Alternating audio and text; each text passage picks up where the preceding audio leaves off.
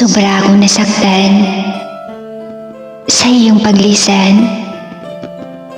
Ako ay naiwan sa walang dahilan.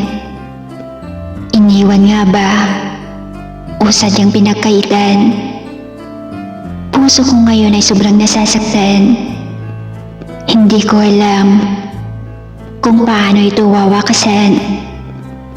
Subalit sa pagkakataong ito ay wala akong pagpipilian kundi ang magpaiwan na lang. Ang sakit, hindi ko may paliwanag na dahilan. Mula nung aking malaman, sobra akong nabahala na ako'y lalaban na mag-isa na lang. Tanong na hindi ko masagot-sagot. Simula pa man, maiiwan sa taong ayokong makasama kailanman. Ito na ba? Ito na ata yung pagkakataon na kailangan kong maging matapang. Pakiusap, huwag niyo naman sana akong kalimutan.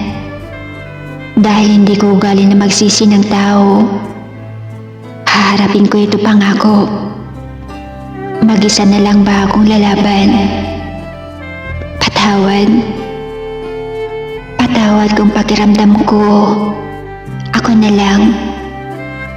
Ako na walang iba na siyang lalaban hanggang sa kahuli-hulihan. Paalam.